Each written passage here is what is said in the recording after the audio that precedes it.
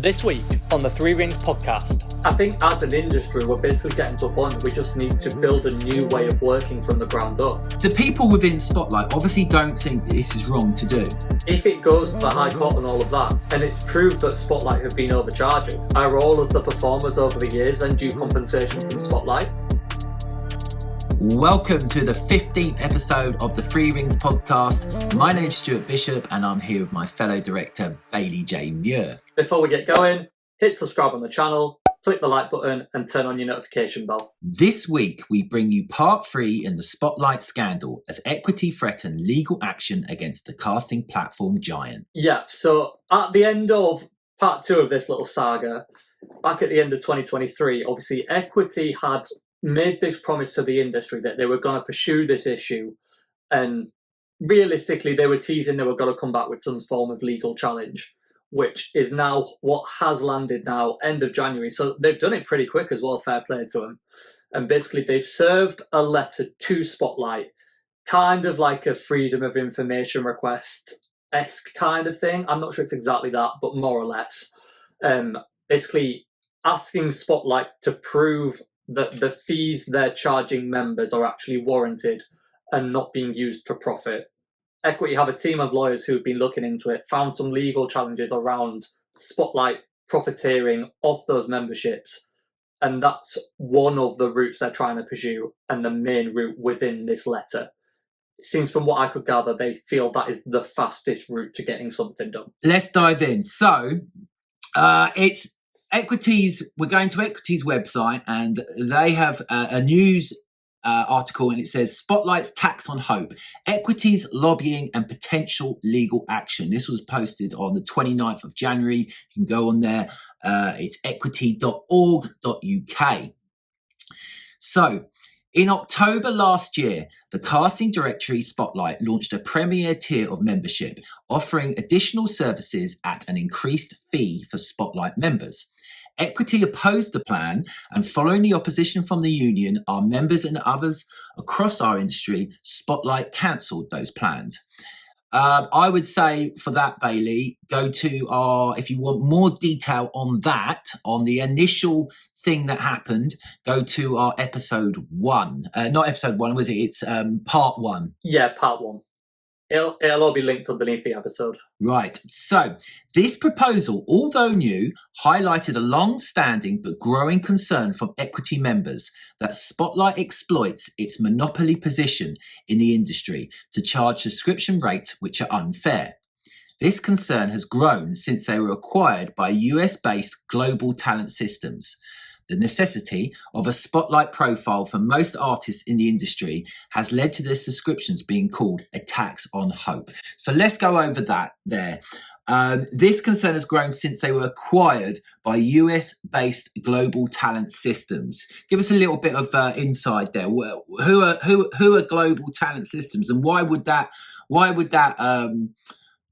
matter? So Global Talent Systems are an LA-based company who bought out Spotlight a few years ago. They have a number of other directories and casting tools. They're very much like a casting software-based company. So Spotlight's basically joined their portfolio. However, this, I guess you'd call it an article, wouldn't you? This article actually referencing Global Talent Systems. I don't know how much that applies to what is still going on as a legal challenge now. The current Spotlight fees aren't really any different than when Global Talent Systems took over. However, that initial controversy that we covered in part 1 and part 2 of the premium tier membership, that is definitely a Global Talent Systems thing. So they should be kept an eye on, I would say, because they've tried to do one thing.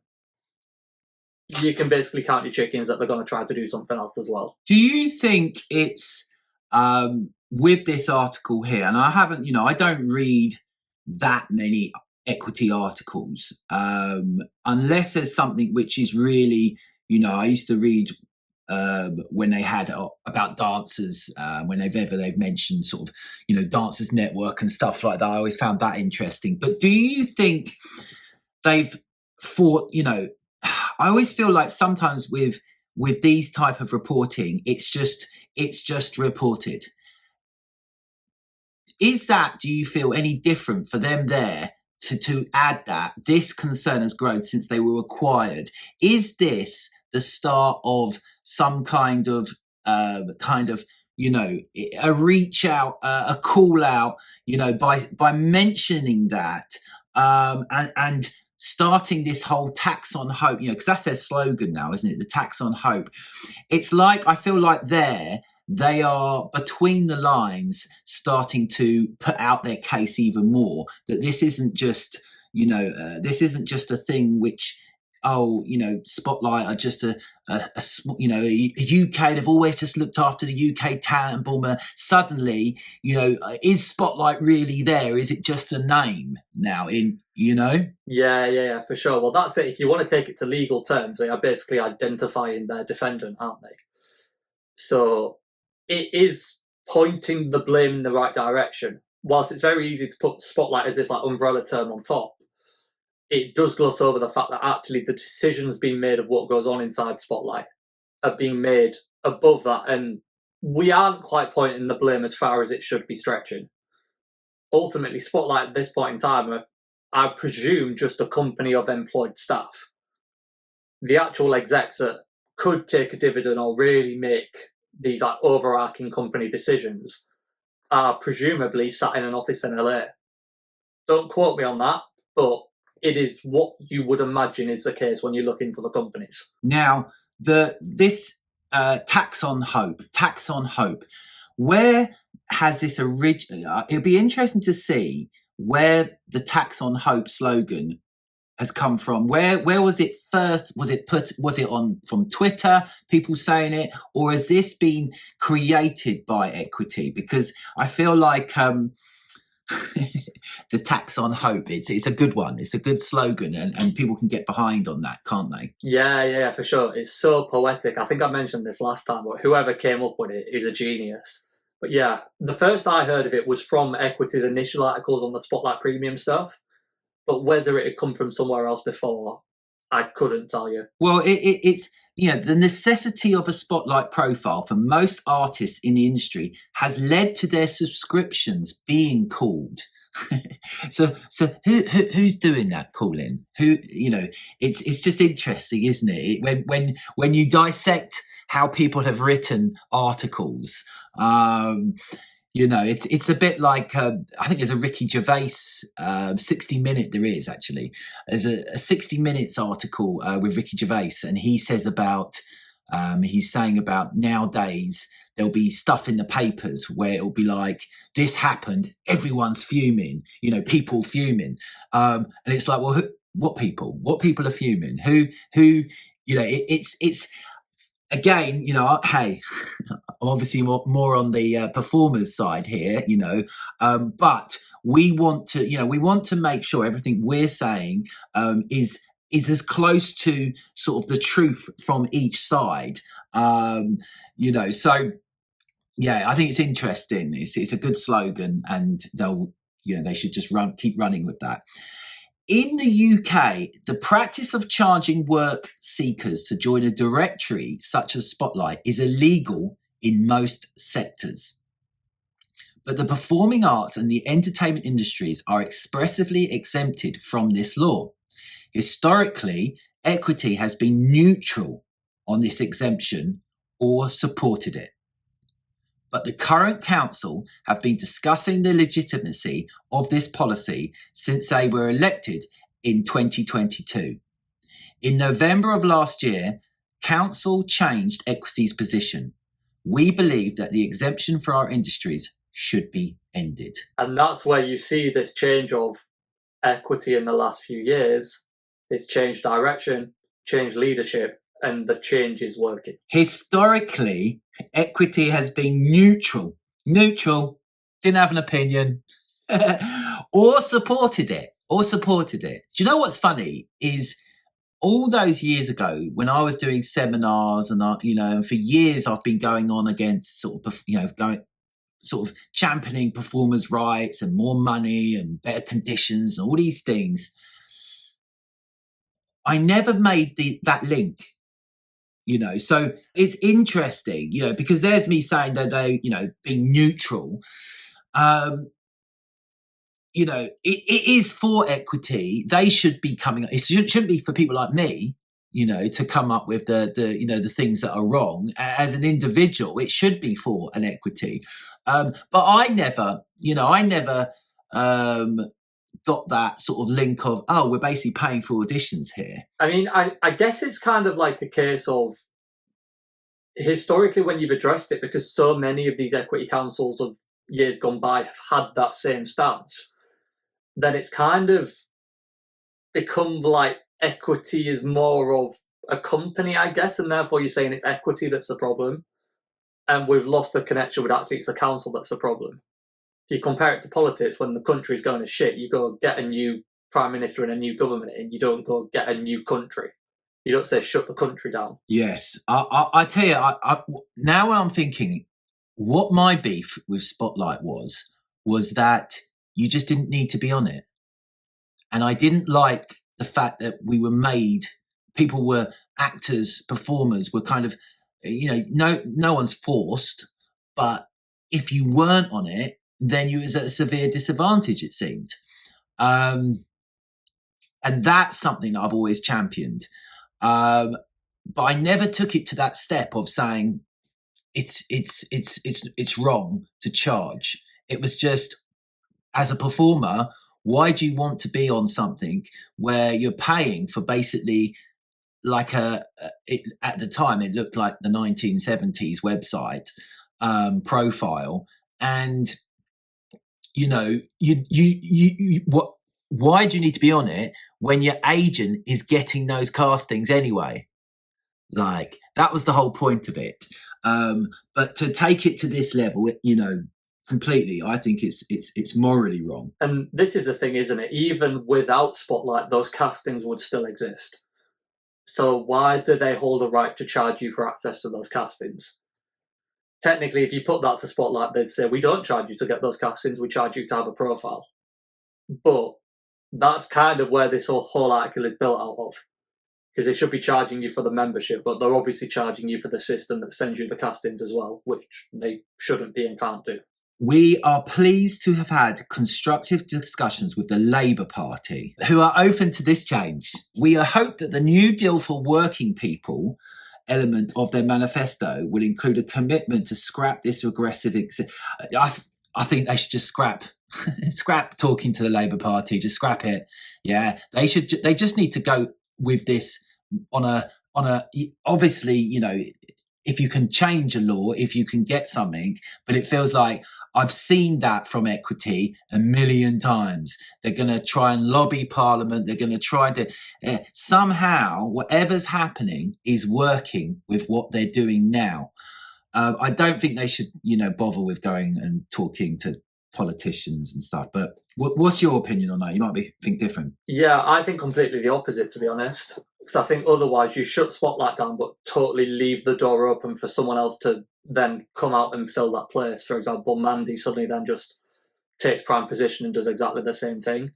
I think they should be pursuing both angles. This current legal route of getting Spotlight to reduce the memberships, but at the same time pursuing that legal change to actually flip it where Spotlight can't do what they're doing whatsoever. I think you've got to pursue it, even if it doesn't come off. I think it's the union's responsibility to keep trying to do that anyway. I think it's definitely important that they keep doing that. I think you're right. I think you are right. I'm just being, I suppose, a dick about it, but just, there's my trauma of years and years of equity kind of that's a typical, I feel like, that's a typical equity little paragraph. It is, we've seen that type of thing so many times, but, perhaps with the right pressure and the right PR around it, it's, for some reason, none of these campaigns ever seem to get off the ground. There might be people watching from equity who might be going, oh my God, these guys don't know what they're talking about. We're coming from a dance background, and there's no one in equity who can say that they've looked after dance over the last, however long. Well, this is the thing. Harsh reality is there isn't really anyone in equity pre the 2022 council who can say they've looked after the industry for the past 20 years. As I think I can say this, as admitted by some of those current Equity Council members themselves. However, Bailey, the current exemption is not a carte blanche to charge equity members any fee Spotlight chooses. The law expressly states that subscription to a service like Spotlight should be no more than a reasonable estimate of the cost of production and circulation of the publication attributable to the inclusion of information about the work seeker in the publication. Simply put, the members of the directory cannot have their subscription used for profit or to subsidize activities beyond their share of the maintenance of the directory. There are other restrictions too, but Equity believes that Spotlight may be in breach of this key requirement amongst others. Talk to me. I think they've absolutely nailed it there, to be honest. When I first read that earlier in the week, I thought, I don't know if you're quite right there, because I was just thinking on a very literal sense of Spotlight's running expenses of, okay, all the staff, central London premises, servers to run that system on. But then the more I've thought about it during the week, it started to click for me that actually, firstly, Spotlight's income isn't only from those membership profiles. They hire the studios out. They have quite a lot of casting directors paying to put their casting briefs out on there. So there's other income streams going on. And also, I think what this is trying to say is you should only be paying for your profile to exist within the Equity system and within the Spotlight system. That is not going to cost very much at all. Where my mind was going was a system that actually passes the brief through and emails everyone and puts it on the website. That would cost quite a lot in server space. But I think what this is trying to say is what you're paying Spotlight isn't allowed to cover the expense of that. That's Spotlight's job to find a way to cover that from, for example, hiring the studios out. So I really think Equity have found something to really grip hold of and run with in that whole little statement there. What's your thoughts, Stuart? I just think from listening to you there and reading that part of the article, I started to envision the future of other people starting to question this. And, you know, all it takes is a few high profile actors and a few high profile voices. And, you know, what's going to stop actors and performers going, well, do we actually need to be on this? Is there a need? Because that's the whole thing. You know, people are on it because they get told they have to be on it. I've always, as an agent, said you do not have to be on it, especially as a dancer. You do not have to have it. The agents get the castings anyway. So, and then they're not gonna, unless they are absolutely, I don't know. You know, I know there are some people out there who are like, I only want casting, I only want profiles, Spotlight profiles only sent to me. These type of people, I can't imagine. I just can't imagine what they're missing out on in life. Just in general, if they've seen the Spotlight profiles and gone, right, that is the best way of me seeing these performers. It's just, I don't know. I can see people starting to question it and starting to leave and starting to say, no, we don't need to do this. And it needs to come from not just people like us, but it needs to come from within the colleges and within the you know, more people within the industry, you know, need to question this because it just doesn't need to happen. I can't see them. It's going to be uncomfortable. You automatically want to say, don't you, that the performers paying for it deserve to see where their money's going, which is what makes this Equity approach so great, because that's exactly what Equity are trying to find out. The more you read that paragraph, the more it actually reaffirms that this is a correct thing to do. So there's a quote, they've got a quote here, which I presume is somewhere down in the article. It says, we have offered to work with Spotlight to examine their costs during a continuation of the service while ensuring that our members are only paying for those reasonable costs as permitted by the regulations. We have offered to work with Spotlight. Do you think Spotlight and I know there has been a comment from the managing director of Spotlight. Are we allowed to say? What can we say? Because we've read that from somewhere else, haven't we? Yeah, you can say that there's been a comment, and if you would like to find out more, go and read the article on the stage. That is as much as you can say. That's what Bailey just said it.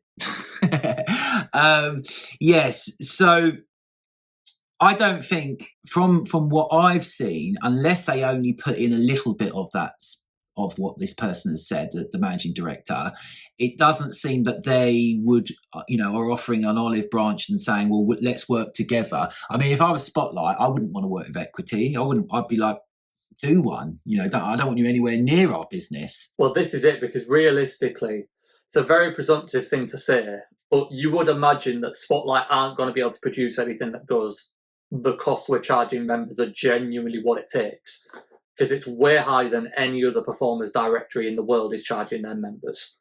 So it doesn't make sense and add up.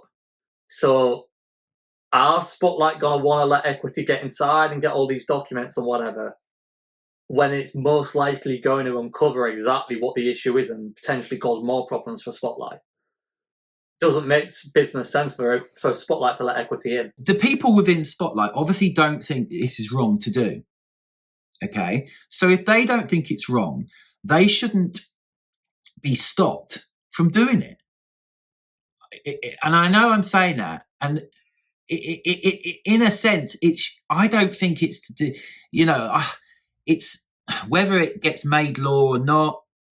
To me as an entrepreneur, I'm like, well, having something against the law to do something seems a bit obscene. It should just be a moral code.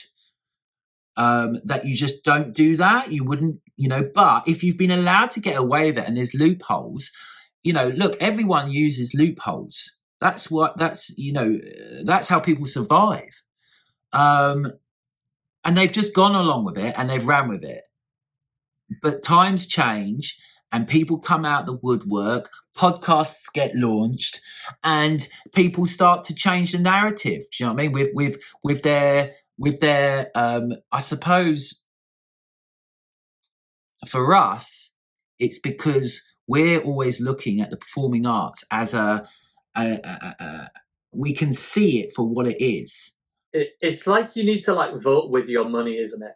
The performers that disagree with it just need to stop paying. And if Equity genuinely think it's bad, Equity just recommend to your members to stop paying for it, stop using it. Recommend casting directors to stop putting their stuff out on there. End it by people being on the same page. I don't understand why we're all on the same page and fighting it, but still using Spotlight in the meantime. It does seem a bit of a contradiction to me. We have the freedom to just stop using it if we disagree with it that much. And this is what you're touching on. It's like Spotlight believe what they're doing is perfectly fine and acceptable, so they should have the freedom to keep doing it. It's our freedom to stop using it. Based on Spotlight's own claimed membership figure of 90,000, their income from performers alone is in excess of 1.25 million a month. To Equity, it seems implausible that this figure represents a reasonable estimate of the cost of production and circulation of the directory. It is certainly incomparable with charges to use other casting platforms in the UK, Europe, and United States. Today, Monday, 29th of January, this is when it was put out, Equity's lawyers wrote to Spotlight, giving them a deadline to provide clear evidence as how they have come to the current rates of Spotlight subscription.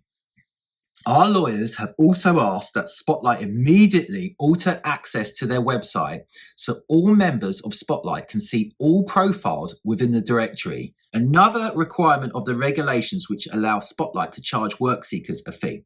We have offered to work with Spotlight to examine their costs during a continuation of the service whilst ensuring that our members are paying. So that was that little quote.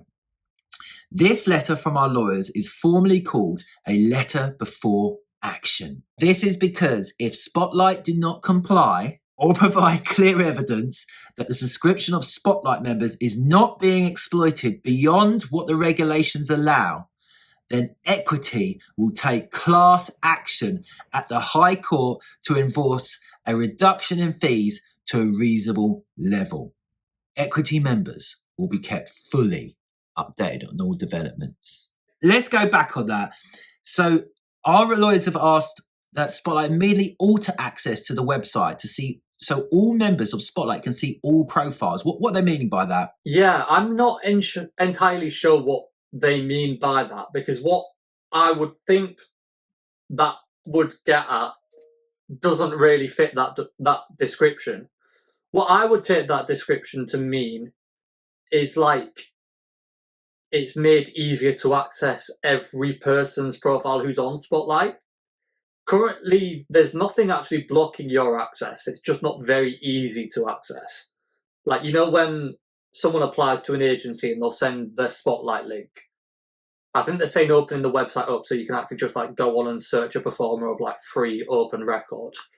However, what I would really hope that that's being wrote badly, and it's actually referring to where often with castings, the casting director, the client, the producer, etc., will filter it to only go to agents, not go to unrepresented performers.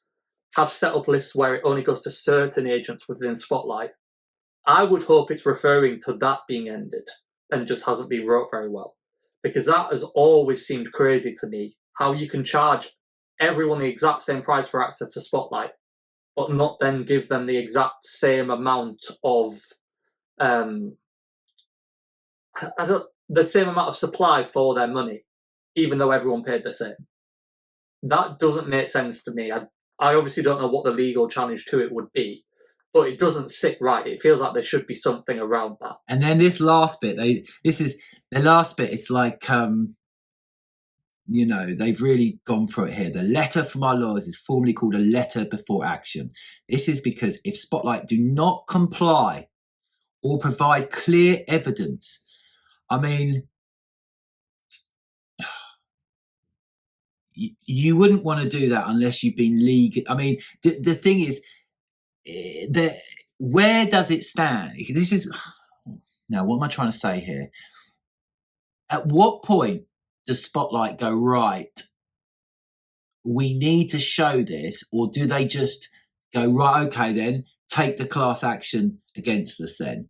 You know, because they don't want to be showing. Who would want to show all your stuff? Do you know what I mean? The more this is talked about, the more they're showing, the more they're, you know, the more performers is just going to be like, what? The more someone else is going, right, let's do something like Spotlight, but without whatever Spotlight's doing wrong. Yeah, it's like, unless Spotlight have some great legal comeback prepared, the most sensible thing for them to do really would be to just suddenly issue a statement. Following internal review of our memberships, we've decided to reduce memberships to da-da-da and just put an end to it once and for all. Because then Equity don't really have anything left to pursue either.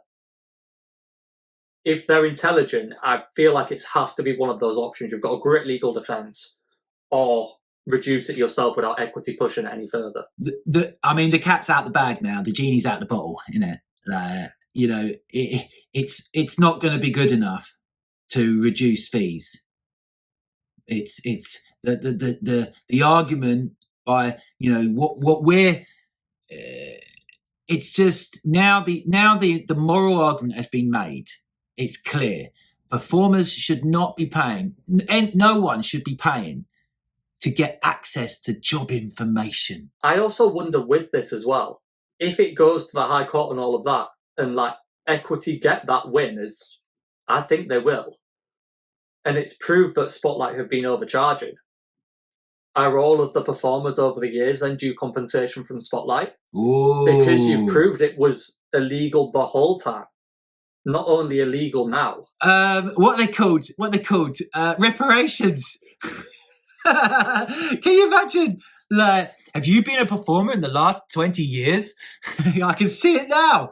Like, yeah, it should be by rights. Tell us about then this council. What, for those who don't know about Equity, you know, one of my frustrations was always, Well, you can talk to someone at Equity, but it doesn't mean they're going to do anything. They have to talk to someone who has to talk to someone who has to tickle someone who has to massage that person's head, and then and then it comes to some kind of assembly or whatever. How does this work, and what is the council, and why is this council suddenly different? All the important positions within Equity get voted for by the members of Equity, so it changes every couple of years. Now, this 2022 council, I believe, are due for renomination this year. I believe the voting opens in March.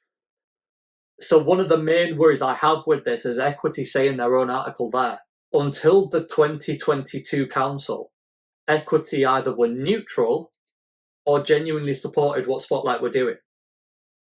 This 2022 council are the only ones who have decided to change their stance. So it does pose a question of, if they don't get re-elected in these 24 elections, does the next council go back to Equity track record and reverse it on and go, we don't want to pursue that, we actually support Spotlight again? I don't think they will, because the membership group, the Equity members, clearly from what you see on Twitter, etc. now, are very much in support of the actions that the 2022 council have been making. But it is a bit of a scary thought for the industry that could so easily happen. The voting goes the wrong way in March, and this is all undone just internally within Equity. We were going to ask this question, but we've changed the order. The question was, what's next for casting directors if they don't have Spotlight? How could they exist? Oh my God, we haven't got Spotlight. But we changed the order because at the last moment we saw something. Now we're not. Why don't you tell the audience what we saw first? Yeah. So at the time of recording this, for us yesterday evening, the Casting Directors Guild, who is obviously, as we've discussed before, the group that kind of hold all the casting directors under a roof. Well, I say all, not all, because there is also the CDA, but a very, very large amount of the casting directors under one roof. They have put out a statement on Twitter, well, not a statement really, a post on Twitter about the upcoming Casting Directors Awards, CDG, Casting Directors Guild, in partnership with Spotlight.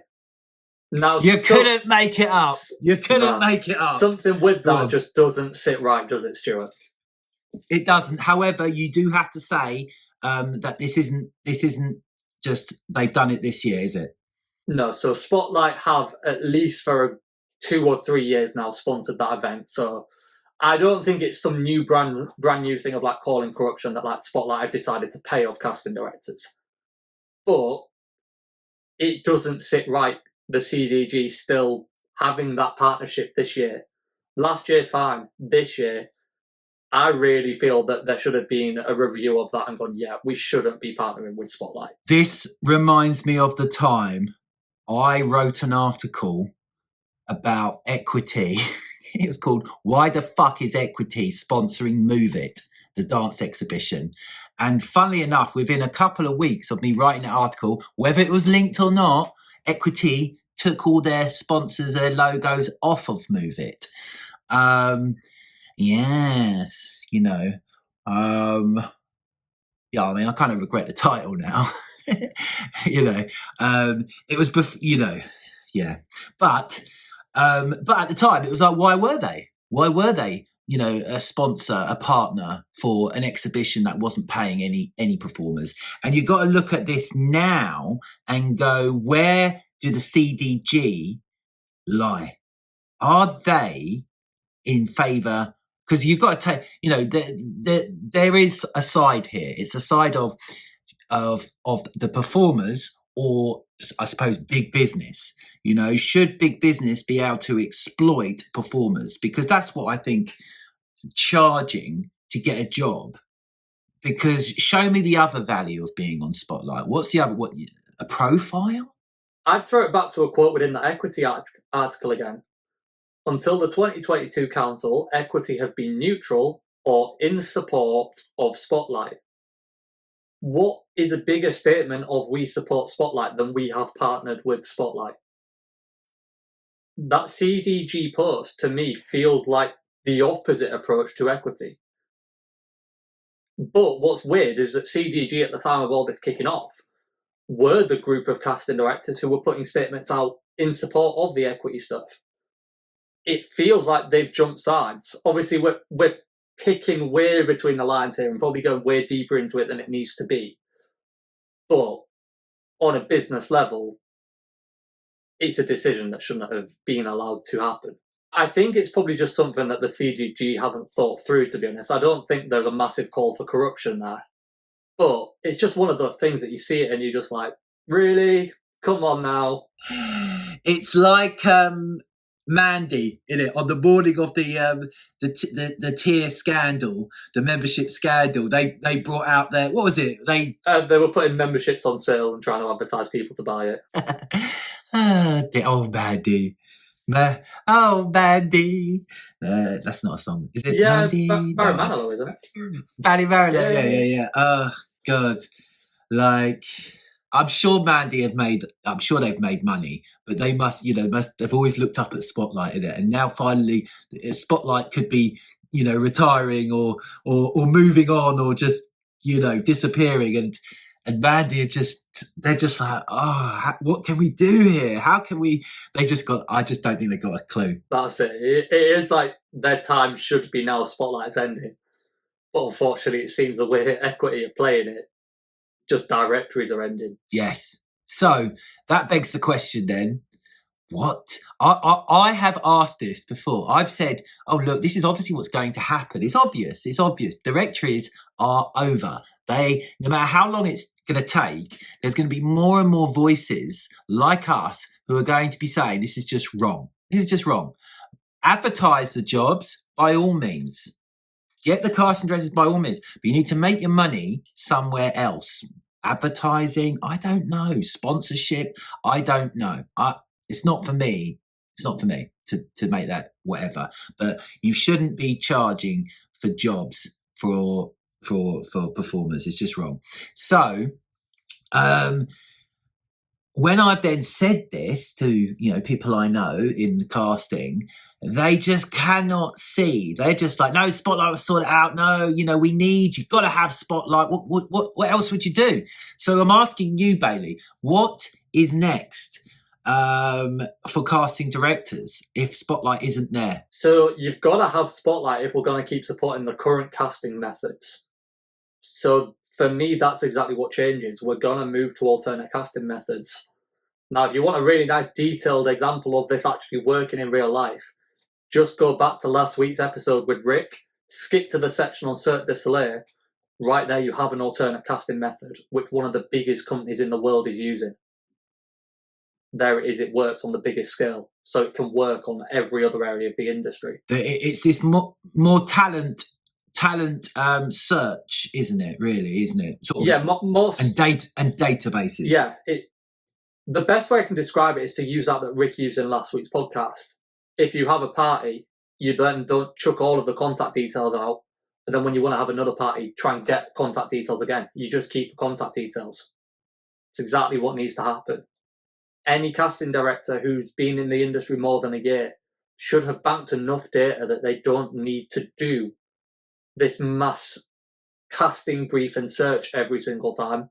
They should just have a database and know what artists to contact, know who their agents are, and be able to get in touch when they've got a casting that fits.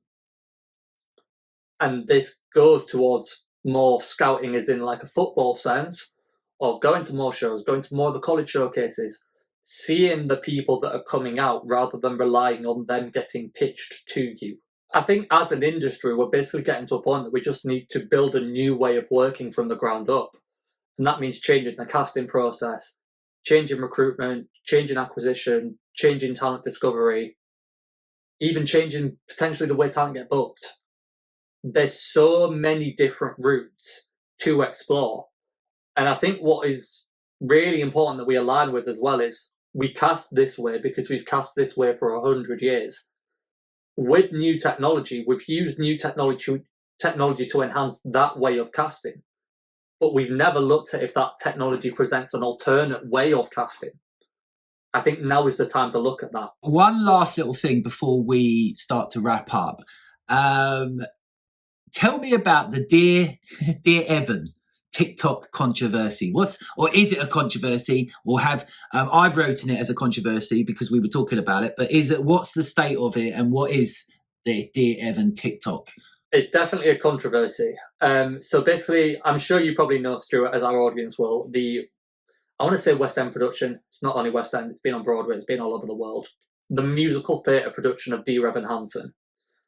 So basically, this week, they've changed casting teams for the UK tour.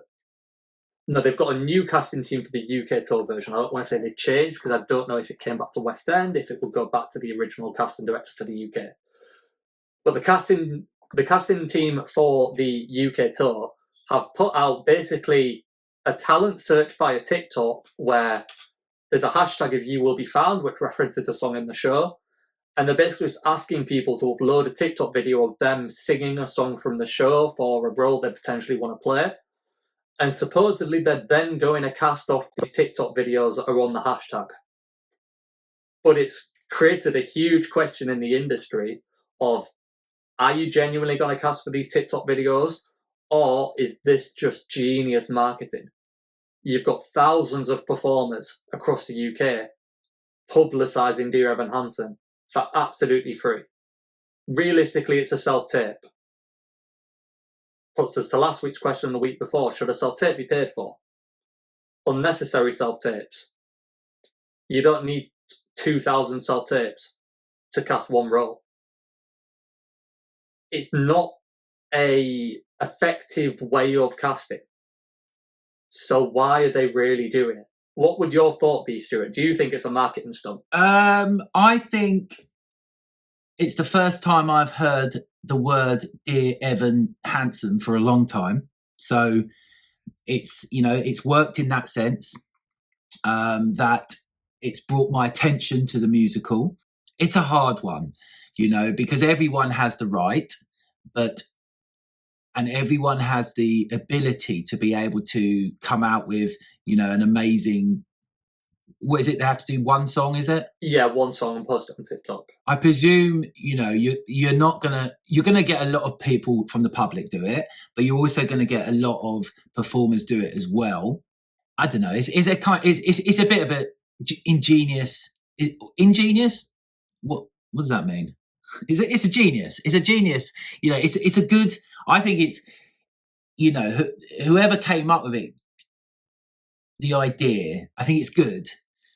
As a one-off, as a novelty, because it's got to work. They've got to find someone who's then got to go in that cast. Are they saying that whoever they find from it is the Dear Evan or whoever the main roles are, or is it just, will they be able to get away with at the end of it the one person who got cast through TikTok? Yeah. I think it's literally just that every role is potentially up for grabs.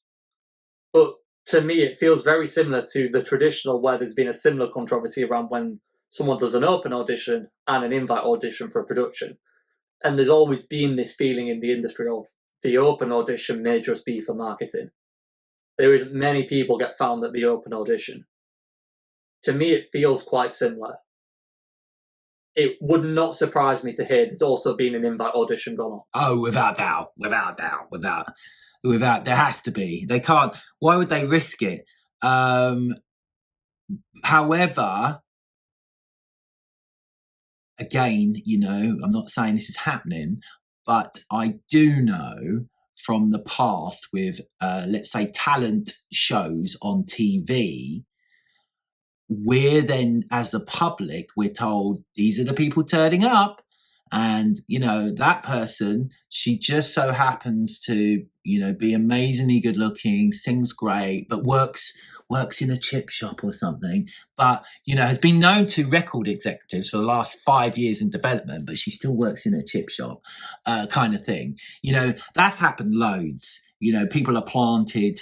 And I know that for a fact because I was a co-manager of a group that had these conversations with a talent show. And, we were told, right, if you can wear this and say that and sing this, and then we're going to do a little promo because there's going to be another group just like you. So, can you look all funny and you don't like these people? So I know that happens.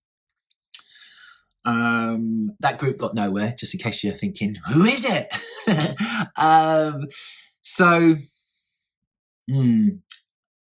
I don't know, in the end of the day, we've been talking in previous episodes about how can theatre find better ways and bigger ways. It's going to benefit the performer if that show is still running, if that show is still growing. If it's not running, no performers benefit from it, So as long as whoever gets picked gets paid properly and is not exploited in any way,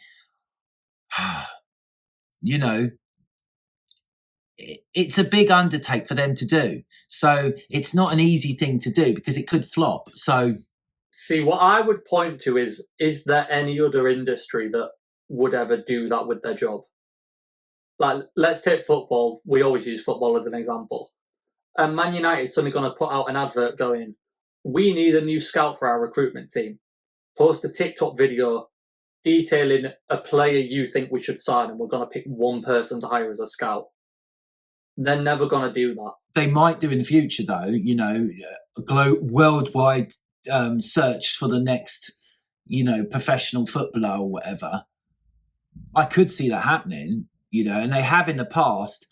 There are trials for things that, especially in American sport, they do it where they'll advertise, here's a trial for the NBA, or and it's taking the best of the best who aren't already in the NBA, Then the people for that trial are still selected. It's not anyone in the whole of America can turn up and just play the game. They can on America's Got Talent, I think. This is a thing. It is very much like an X Factor, Britain's Got Talent kind of thing, which I feel like is too much of a gimmick to actually be genuinely trying to cast a job on. I feel like I'd like to hear from people on this, on this. Well, it'd be nice to get, any kind of comments on anything we've spoken about today.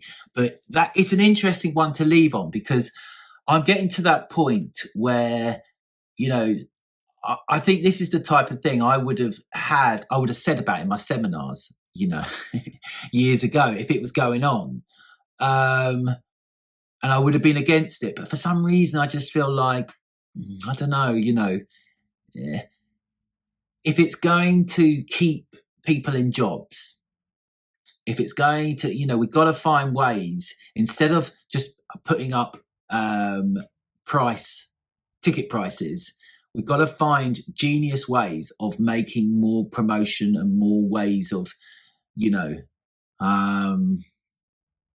advertising and supporting theatre. I think it's bringing the morality into it, like with the equity stuff. Like, it's genius marketing, but surely that marketing also has to be moral. You've got to find a way to market that is just as effective, but isn't making a mockery of professional performance. For example, like we've said with Keeping Theatre Alive, where we had the topic of like audiences being allowed to video. I don't feel like that would make a mockery of anyone. The way this is being phrased, sure, it's highly effective to keep that show running.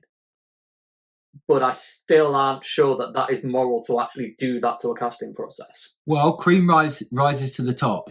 Well, maybe that's not true, because someone who is perhaps famous, I'm sure people could argue there's been many famous people who have headlined a West End show who were nowhere near as talented as the cast or whatever, the rest of the cast.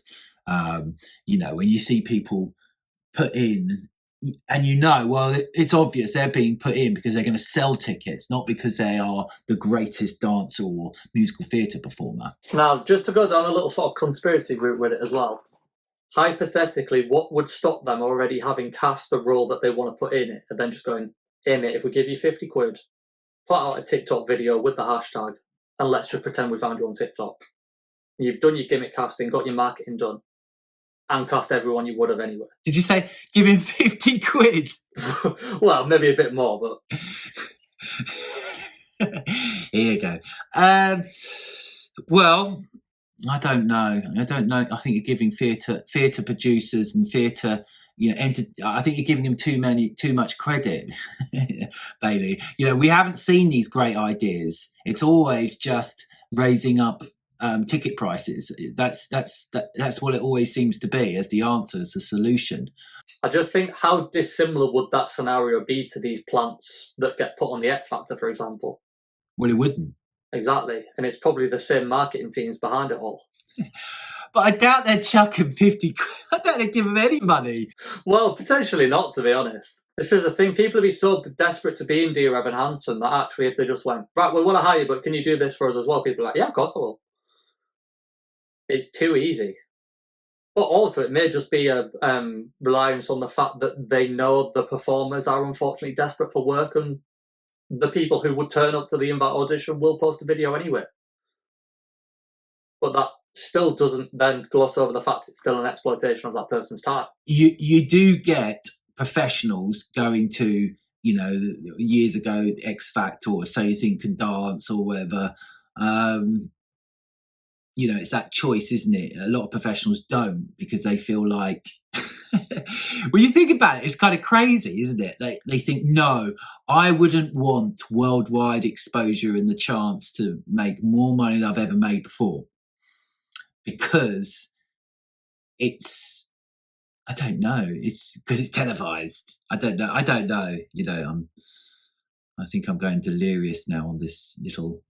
I just don't know. I feel like normally I would easily stand on a side, but I'm standing on the side, I think, of probably. Well, I am going to stand on the side, and at the moment, I'd like people to say to me why. More of a reason, apart from. What's your reason against? What's your main? Basically, it's wasting everyone's time, because I don't believe they're going to cast anyone different than they would have done.